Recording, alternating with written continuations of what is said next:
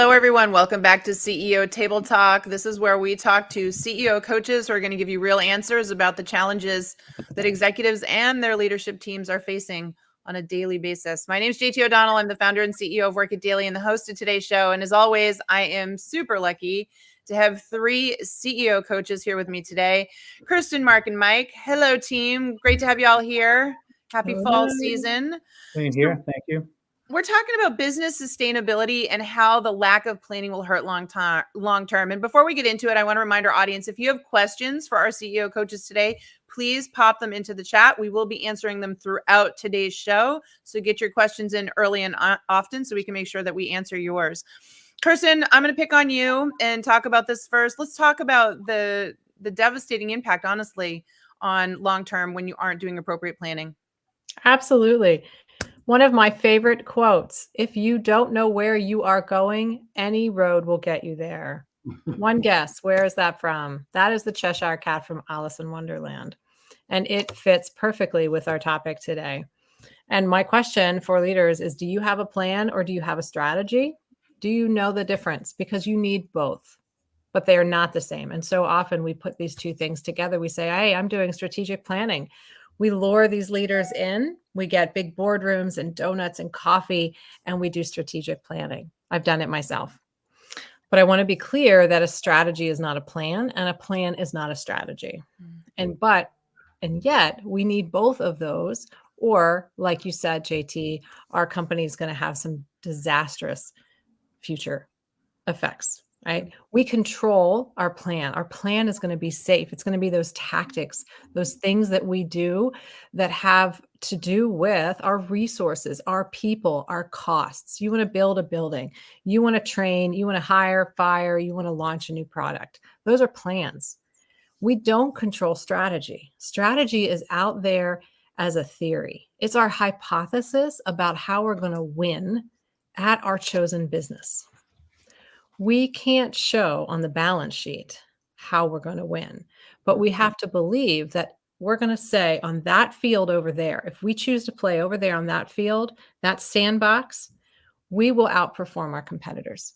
We will win if we pick that field over there and do our thing over there. We'll win at revenue, we'll win at market share, we'll win at sales, whatever is important to us, that's how we're going to win.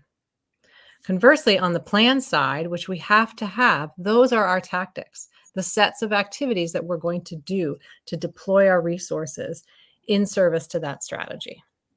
Where I have seen companies succeed and struggle is in two key areas. First, how simple can they make that strategy and get it into the hands of every employee?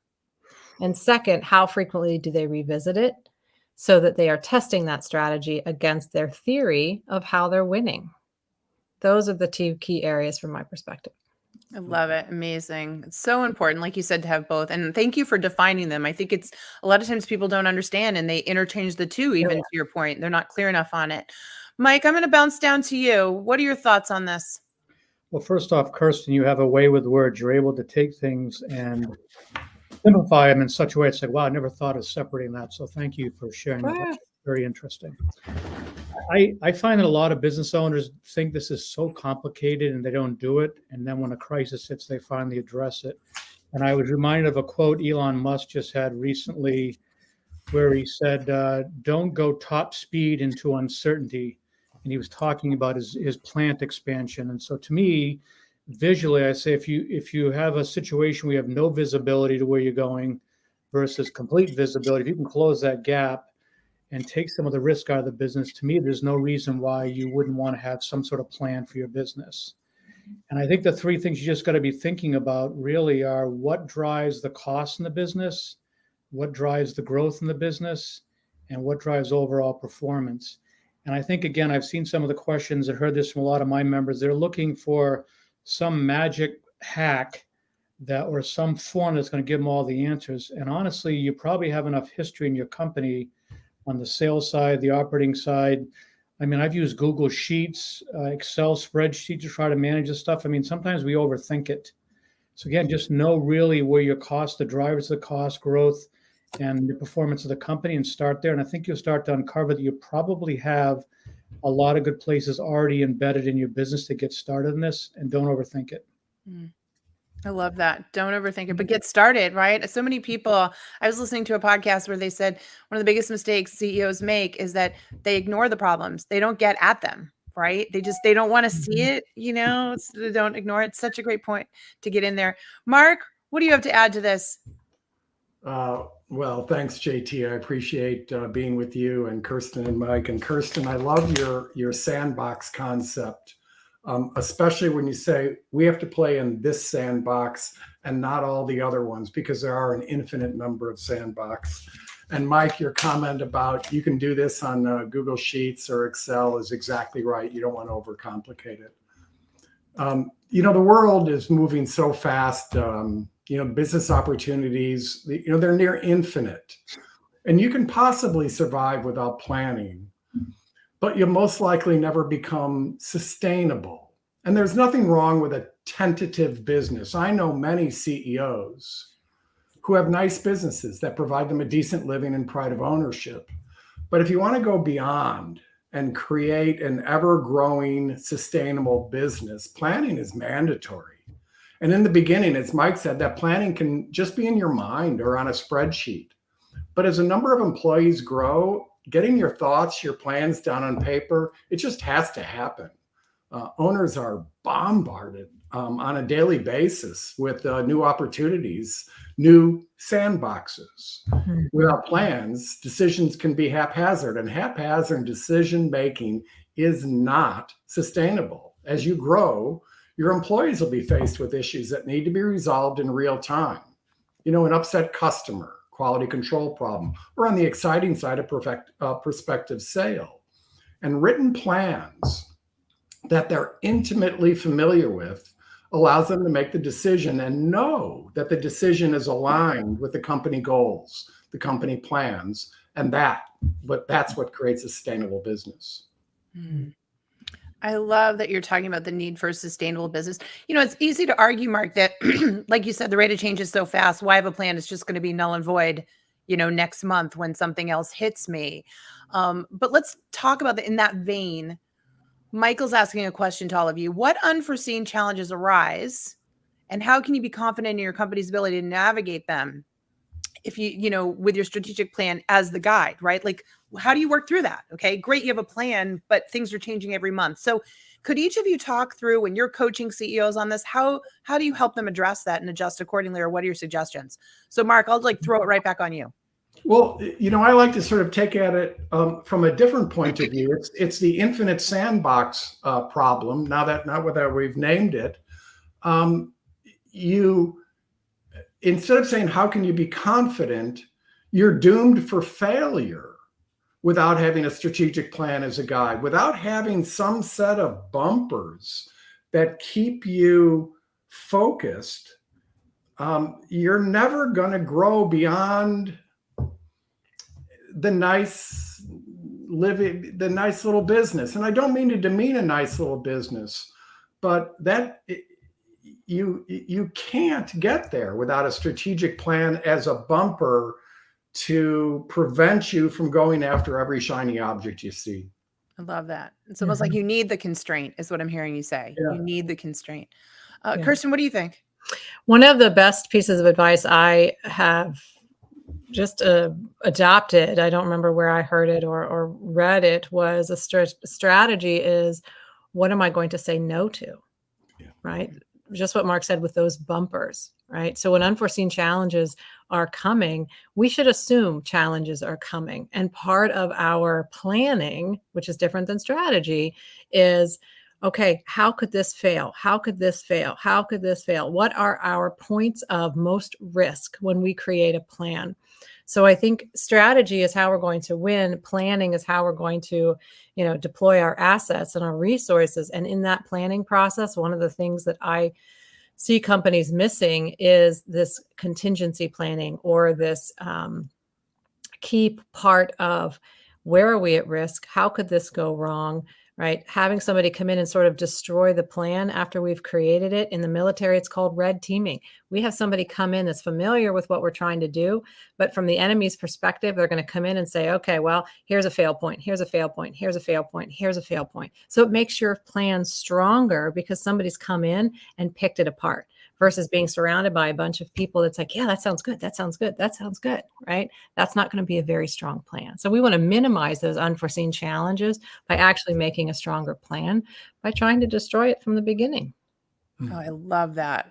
Sidebar, I'm reading a new book called Clear Thinking, and what you were just talking about, like they explain to you, that's not people being negative. It's trying to think 6 or 8 steps ahead, which, by the way, folks, before we got live, we had a deep conversation on chess and the game of chess. And like, it makes me understand that, right? If you want to win the game, you've got to be able to think 6, Yep. 7 moves ahead, which is what you're talking about with the planning. Mike, what do you think? You do a lot of this. Yeah, I've got clients of mine that when you have these conversations in their head, they actually know what the risk could be or what could go wrong. So more often than not, I think just asking really, really good questions, and that means your team has to have a lot of trust, your leadership team. So again, I think we overthink it. I would guess most business owners probably in their brain know what they're fearful of, what they're worried about, or what excites them, could be a big opportunity they haven't taken advantage of.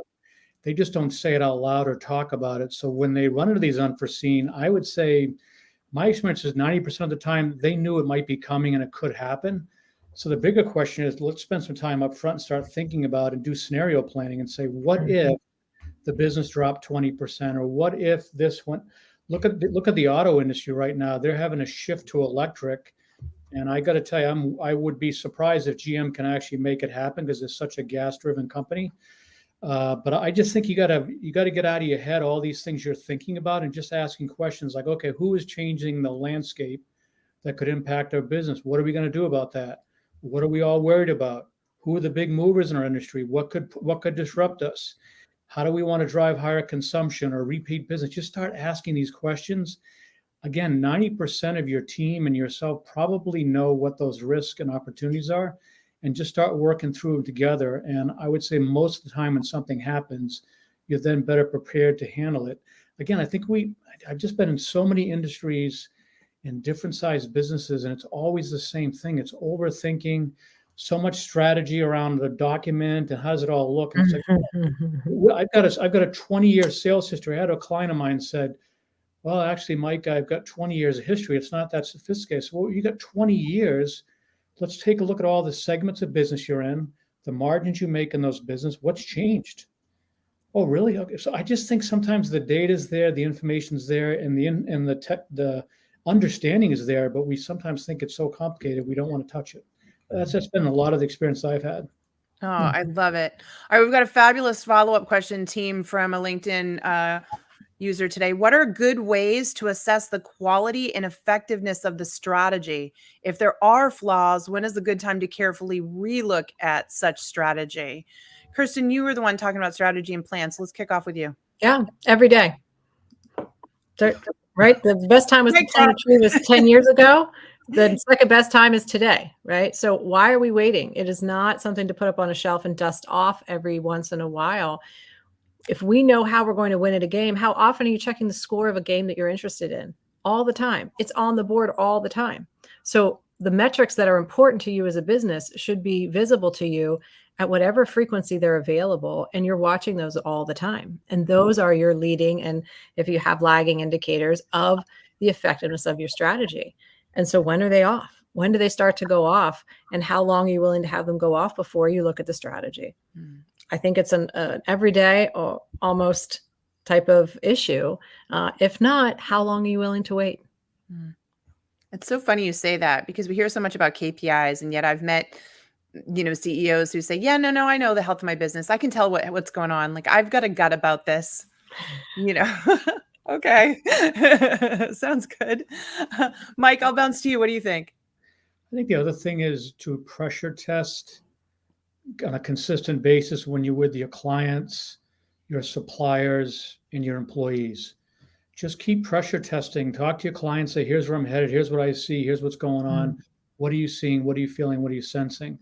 And I even, in my Vistage group, I've got 15 CEOs, and I talk to them all the time, and they'll give me feedback on what they're seeing about the work I'm doing, their business or whatever.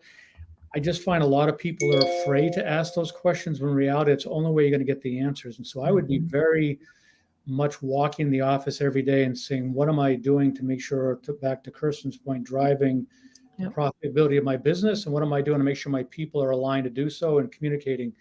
And I think it's just that simple exercise. You'll be surprised what you'll learn about your competitors, the industry, the marketplace. That's free stuff. Doesn't cost you anything other than a little bit of time. Yeah. So key. Mark, I mean, you have coached so many people over the years after your own successful exit from an organization. What comes to mind for you on this? Yeah, no, it's interesting because it's recursive in a certain sense. It's exactly what Mike and Kirsten such said. It's do it 10 years ago, do it a year ago, and do it today. And it's pressure testing. I use a different word. It's sort of pattern recognition. If you keep on seeing something that happens over and over and over again, and it's inconsistent with your plan and your strategy, it's time to reevaluate the plan and the strategy. Kirsten talked about, and I talked about, saying no to the shiny object out there. But there's also another no that you need to say, and that is no, that my plan isn't working, and that the sandbox I'm playing in, I need to move to another sandbox. And that could be called pressure testing or pattern recognition. That's the CEO, the owner, paying attention to what they're hearing. And when it's broken, it's okay to change. And not only is it okay, it's mandatory. I love that, right? We have to get comfortable with changing gears. Yeah. The only thing I just want to touch on what Mark was saying is too many times people say, oh, the plan's not working, and then they go completely another way and they're bouncing all over the place. So I think sometimes you just gotta say, let's go back to the plan. What do we still believe is working, and start maybe refining our strategy to do X, Y, or Z versus blowing up and try to do something else, because then you go off the rails. So just that's one thing I do notice. A lot of people go, oh my God, it's not working. Then they go to do something else. And yeah, Mike, I would double click on that and ask two questions coming from a clinical mindset. When somebody would tell me, oh, the plan's not working for this client, I'm like, well, number one, are we implementing the plan, and have we tested the fidelity of our implementation? So I do some fidelity monitoring to the plan first. And the second is, what data are we actually collecting? Is the data telling us something that we wanted to actually know? Are we measuring what we think we're measuring? So before we even judge the plan, we have to see, are we actually even implementing it and measuring it correctly first? Then I just want to validate what you all are saying. As a CEO who's made this mistake a couple of times, something's not working. And so what do? Knee-jerk reaction. We need to switch gears, and I break it further. Yeah. Literally, I've broken it further, and I own to that now because I realize how that was just so wrong to do, which leads into Michael's question. What strategies can you implement right now to reverse the damage caused by lack of planning, right? So you do that. You've lack of planning, or you knee-jerk in the other direction, the things you're all talking about. How do you get yourself back on a more sustainable long-term trajectory where you're feeling like you're moving forward? Anyone want to? Who wants to go first? Raise your hand. Mark said one like this, so let Mark go, I guess. Oh, Mark. Yeah. Well, I love this because this is a back to basics question. Yep. I don't know where you go to, but I do know that when it's not working, you want to go all the way back to core values. What are the behaviors you expect in the organization? That's planning. What behaviors are you expecting? Are they good and are they sound? And then you move to the long-term goals. Are your long-term goals good and sound? And then to the short-term goals, and then to the team goals. So I don't know specifically where you go, but I do know that you have to go back to the basics, core values, long-term, short-term team goals, and figure out where the problem is. Mm-hmm. So true. Kirsten, what do you think? Yeah, double click on that. When it's broken, go back to kindergarten. You break it apart, you make the thing smaller, and you ask the question, what's most important? So what is most important to us as a business, to a leadership team, to the employees, to the customers? Start asking what's most important and just begin listing that out. And maybe the values is a great place to start with, Mark. And it may be what's important to us as a business. What do we need to achieve? And do we need to recenter on that? Have we lost our way? Yeah, totally. Mike? There's a great book called Extreme Ownership. Mm-hmm. And I would tell you, you got to own it is the first thing. So I would use my favorite 3 words are I need help. And I would really start to ask yourself, do you have the kind of trust in your organization to start to let them help you build this? Because sometimes when this happens and it's so broken, like you're describing, Michael, Yeah, tells me there's probably a trusting issue in the organization and you're taking on all the accountability. So I think first and foremost, if you're the business owner, the CEO, or the VP of the division you're running, and that's where it's broken, own it and then ask for help. And I think you'd be pleasantly surprised if you're genuine about it. The team can help you start to put things back together because they know better than anybody. All right. So, and that leads me to a question. Thank you, Michael, by the way. So lots of executives watching this in leadership roles who report to CEOs and are saying, I can see that my CEO is not planning correctly, is not doing the strategy. How do I make them aware of that? Or how do I get them to see that? And can all of you maybe cite an example of where you were working with a CEO and you had to be the one to coach them out of it, right? Because I mean, CEOs can be in denial. You know, they've got egos. They're in charge for a reason. What are the techniques? How do you make somebody aware so they do take action? Any examples of that advice? Yeah, sure. I have a CEO who's an unbelievable visionary. He sees the world and how it relates to his business and how he can package new strategies together. And the question that I ask or the group asks him is, how does that currently align with the written strategy? And that sometimes will get the CEO to sit up and say, you're right. And the other reaction from the CEO can be is maybe we should go back and do a little tweaking or course correction. But asking the question up the chain of command, how is this aligned with our written strategies and plans, is a worthwhile and important question.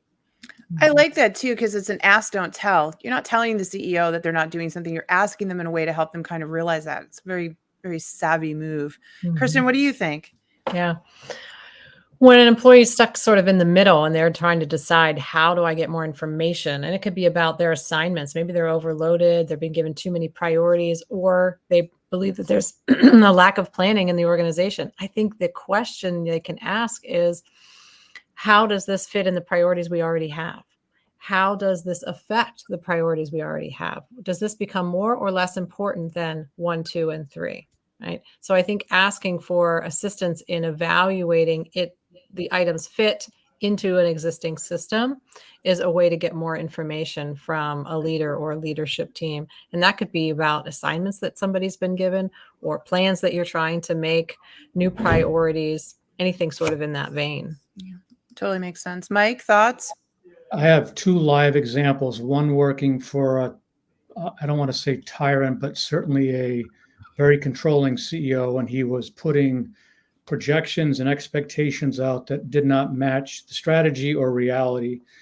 And the part of the business I was totally responsible for, I made a decision, so well, let's, as a group, make sure we are actually aligned and following a strategy and following through on what we're able to control. So we can control sales operations, customer service, whatever we're in. Let's just make sure we do it really, really well and we follow the plan and follow it. And over time, what happened was the CEO suddenly just realized that maybe this is the way to go. So it wasn't critiquing him because he wouldn't listen. It was more just doing what it's supposed to be doing. And I noticed my team started getting better and better and having the courage and the confidence, not just to deliver what the plan we had was, but also to find solutions along the way. That was one working for someone.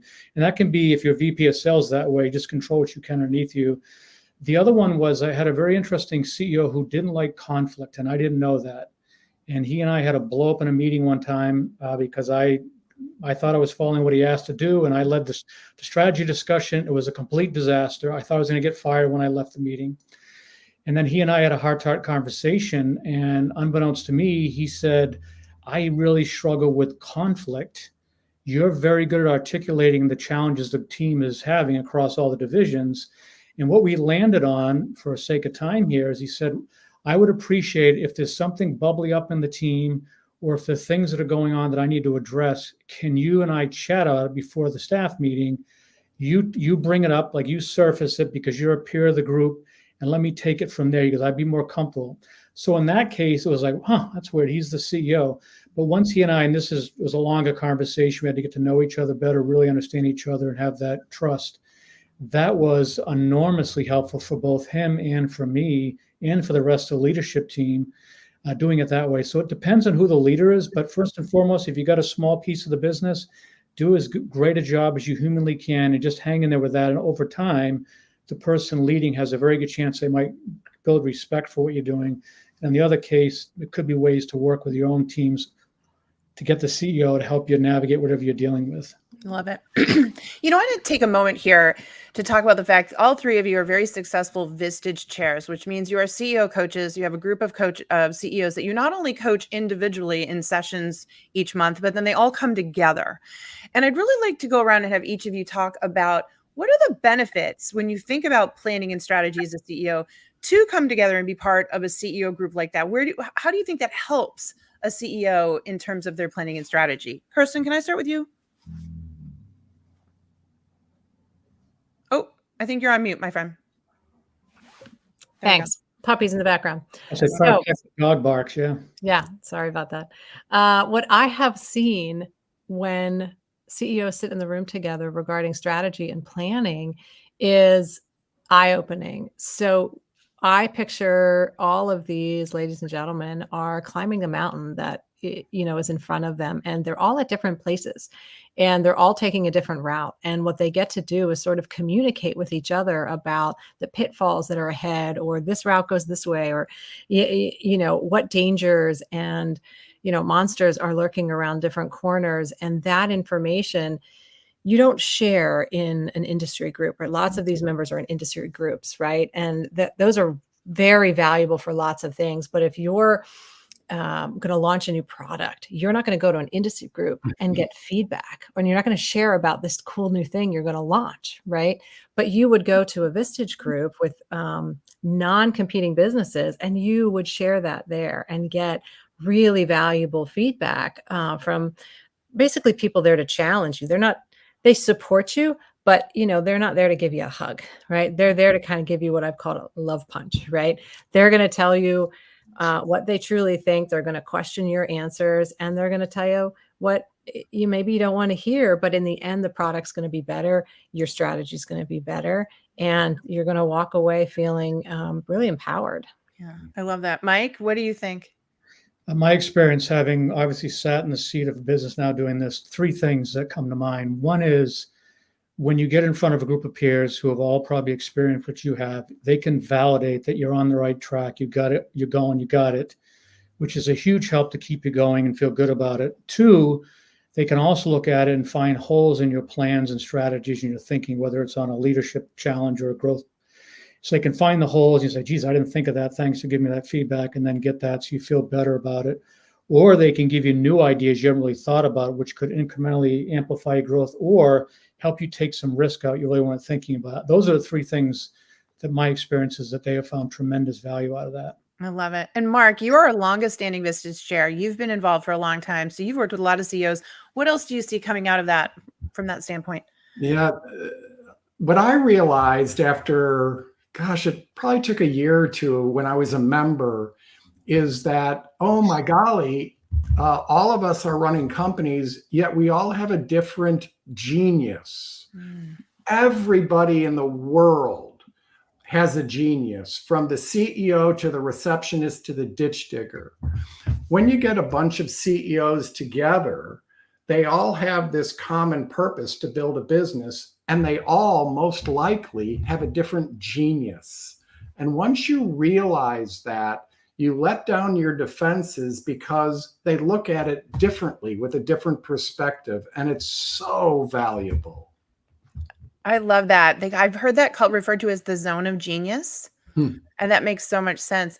All right, this has been fascinating, folks. I want to remind you that Kirsten and Mark and Mike are all Vistage Chairs, which means they coach CEOs. So please do me a favor, go find and follow them on LinkedIn right now. Reach out and ask them to connect. Just remember, you send a custom connection request and say, I saw you on CEO Table Talk. They're there reaching out. They're dropping knowledge bombs here in the platform all the time, but they're just an incredible resource, as we've seen. Also, I strongly suggest you go back and watch all their previous CEO Table Talks, which you can easily find on their YouTube podcast. Just go to YouTube and type in CEO Table Talks, and you will find all the incredible episodes that they've done. I think you will learn a lot from them. Again, Kirsten, Mark, Mike, this was an amazing episode. Thank you so much. Can't wait to do this again with you next month. And for the rest of you, remember what we always say. If you want to win, you've got to work it daily. Take care, my friends. Bye. Thank you. Right.